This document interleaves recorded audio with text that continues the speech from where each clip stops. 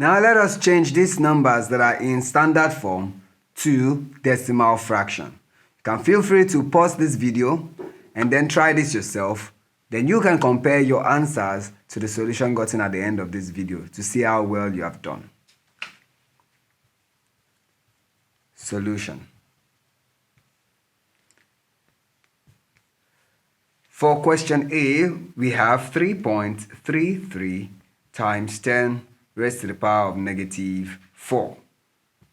Now this means we have 3.33 divided by, now we change this from negative index to positive index. Then we have 10 raised to the power positive 4, which means we have 3.33 over, now since we have power of 4, that will mean after the number 1 we have 4 zeros. So 1, 2, 3, 4. That is 10,000. Therefore, our 3.33 times 10 raised to the power minus 4 will then equal. Now, we have 4 zeros here. So that is after this decimal point here, 0 point. So following this decimal point, we are to have 4 digits. One of which is this 3 that starts this number we have here, since we have 3.33. So out of the 4, we write the first 3. So 1, 2, 3. Remember, if the power is 4, we have 3 zeros. If the power is 5, you write 4 zeros. So since we have 4, that is 3 zeros, then we have 3.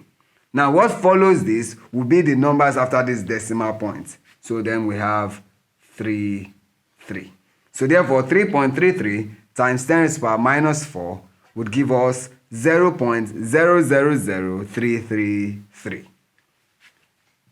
Now, B, we have 5.894 multiplied by 10 raised to the power negative 2. This means we have 5.894 divided by, changing this to a positive index, would have 10 power of positive 2. That means we have 5.894 divided by, now 10 raised to the power 2 means we have 100. So 2 zeros follow 1.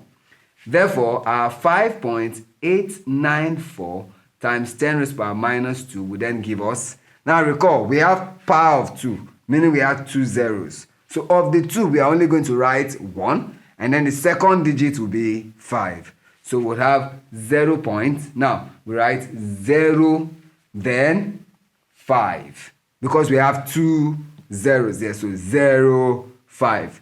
Now every other number that follow this decimal point will then follow these 5. So we have 8, 9, 4. So therefore our answer here is 0.05894. Thank you.